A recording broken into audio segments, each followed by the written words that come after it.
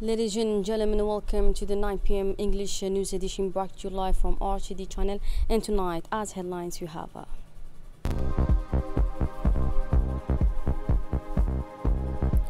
departure of the Hilwalal contingent, 373 soldiers en route to Somalia. And on the continental scene, Africa in action, from ambition to action at Africa's second climate summit in Addis Ababa, the Ethiopian capital. Welcome back in our newsroom. We begin tonight news with this weather report. Heavy rainfall hits northern regions. Heavy rains from the Karamakaran seasonal system have affected part of the country, particularly in Tajuras region. Since last night, the sub-prefect of Rwanda has experienced strong rainfall accompanied at times by violent winds. The area of Dai, Rwanda and Buli were hit by intermittent showers continuing into the afternoon. In Buli, Rwanda, what is now in flood as seen in these images, swollen by rainwater flowing from the upstream areas of Sura and Karmalu. These winds are welcome, especially in rural areas where water shortages have been particularly severe. The National Meteorological Service had already forecast above average rainfall for August, and this recent weather confirms that trend.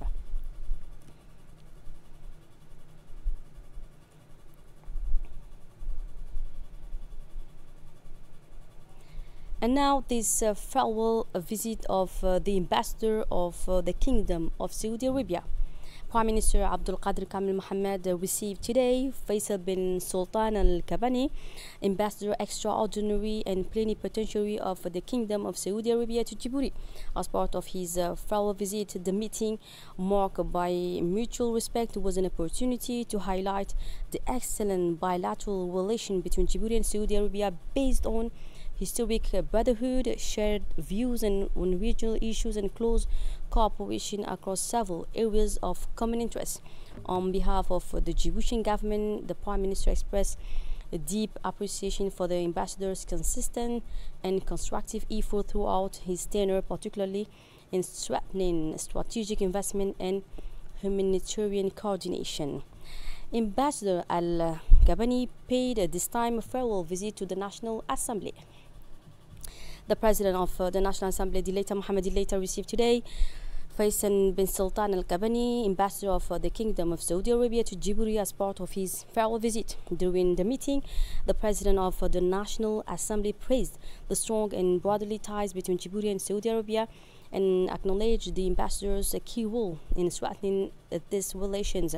Dilaita Mohammed Dilaita did not fail to congratulate the ambassador for his dedicated diplomatic work and his exemplary spirit of cooperation throughout his mission. Both sides reaffirmed their commitment to further strengthening the relationship between Djibouti's National Assembly and the Saudi diplomatic mission in a spirit of continuity and friendship.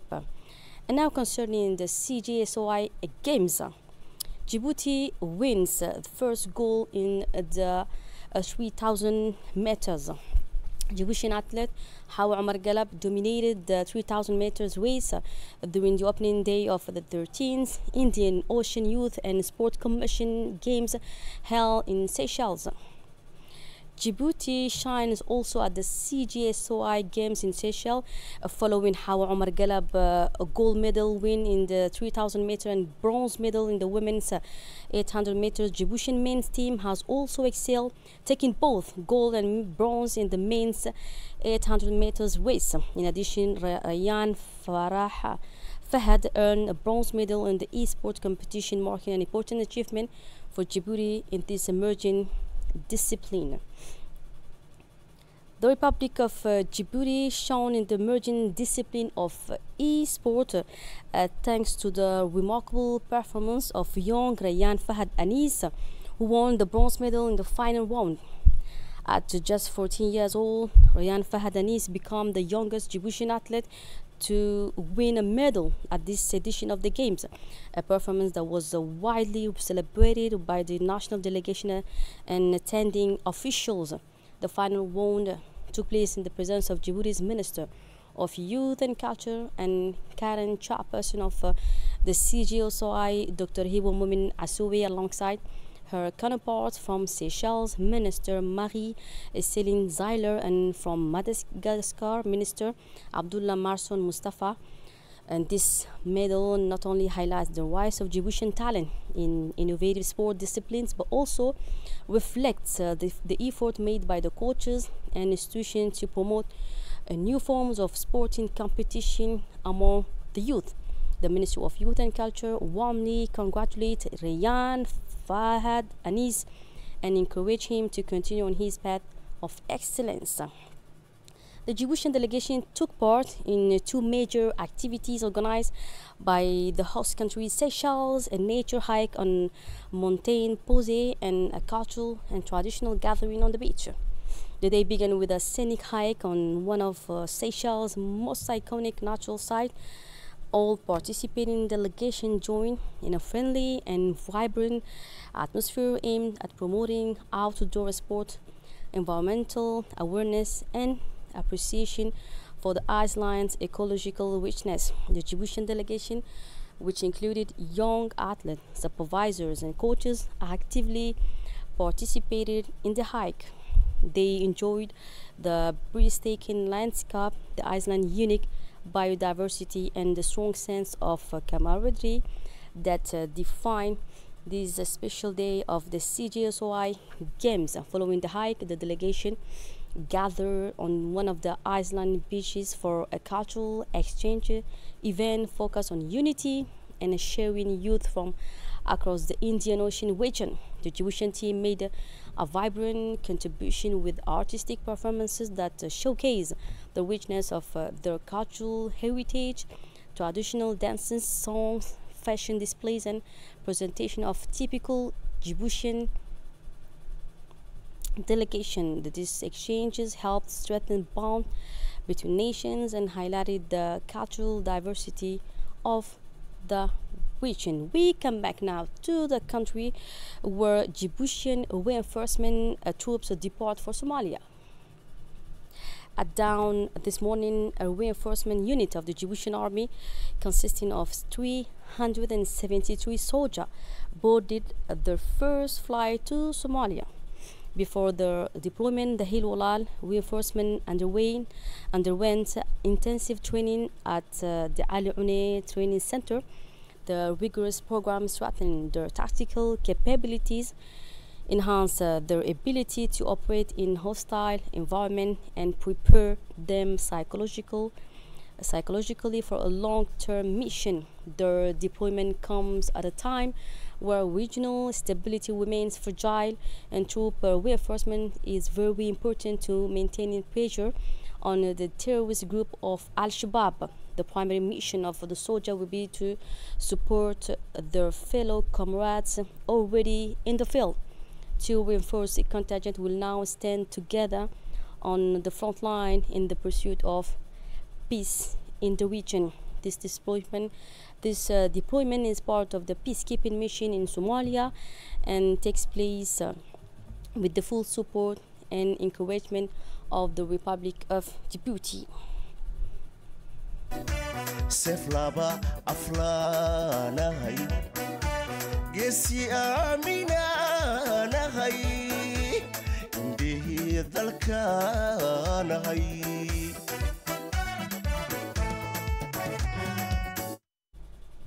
In Arta as part of the ongoing national consultation process for the formulation of Djibouti's third National Development Plan, PND 2025-23, launched on July 7, 2025, consultations have now moved to the country's 5 inter-regions following 3 weeks of thematic session held in Djibouti City.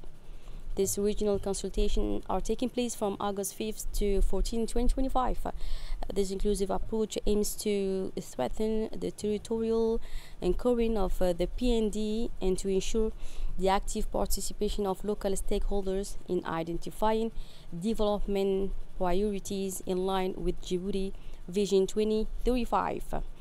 An expert on the National Development Plan stated that as part of the plan's preparation, a government delegation conducted a field visit to consult with local authorities. This mission was carried out, he said, in line with directives from the highest leadership, who tasked the team with two main objectives: reducing poverty by achieving sustainable economic growth and equitable distribution of its benefits, and narrowing the development gap between the capital and the country's inter-regions. The expert finally emphasized that the visit aimed to reinforce dialogue, even though local authorities had already completed the significant documented work within the Integrated Regional Development Plan, and praised their cooperations. And during his participation in the meeting dedicated to discussing the National Development Plan, the president of the Regional Council emphasized that this meeting follows up on the workshop held on July 7 at the Kempinski Palace Hotel, chaired by the Minister of Economy and Finance in charge of industry.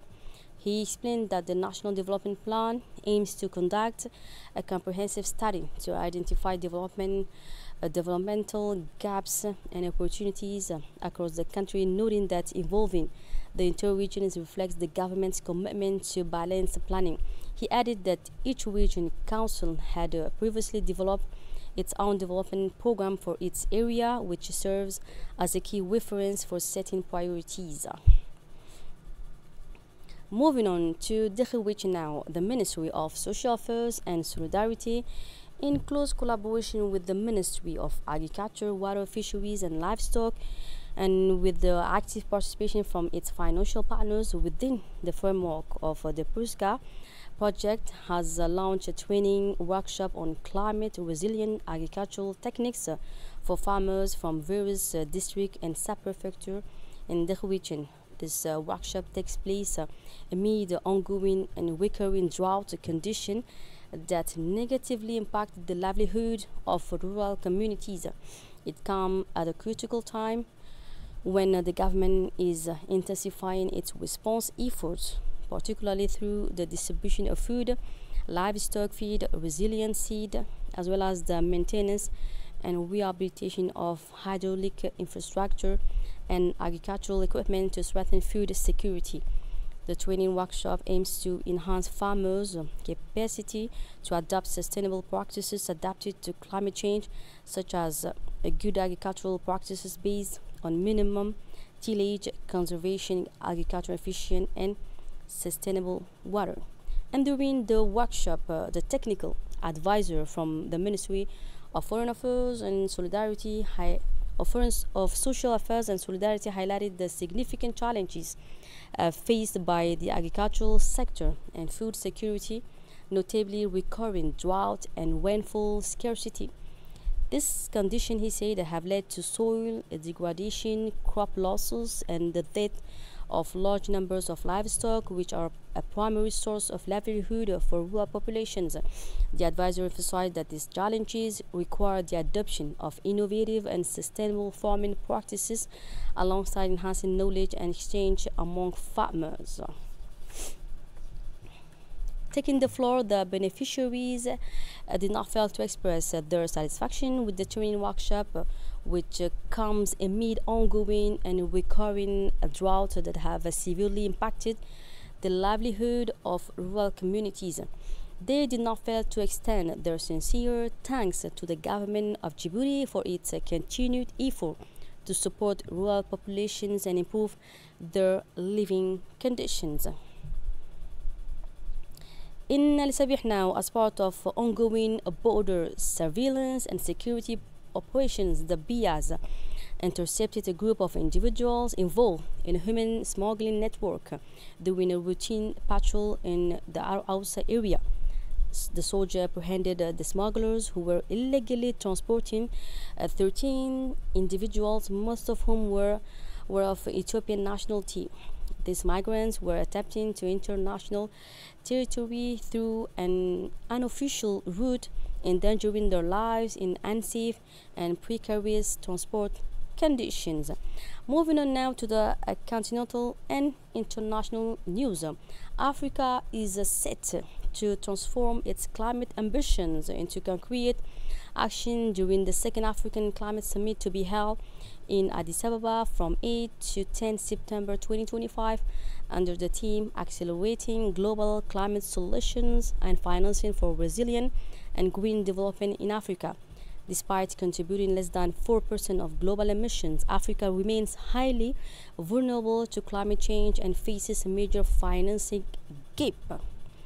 As Israel's war on Gaza enters its 617th day, the humanitarian crisis deepens with the worsening famine caused by the ongoing siege and bombardment. At least 189 people, including 95 children, have died from hunger and dehydrations. Football now. In the opening match of Group D at the African Nations Championship held in Zanzibar, Sudan and the Democratic Republic of Congo played to a 1-1 draw in the first ever official meeting in the tournament. Sudan took the lead in the 29th minute through Musa Hussein, while Congo equalized late in the game thanks to substitute Kadli Ekongo. That's it for tonight news. Thanks for being with us and have a good night.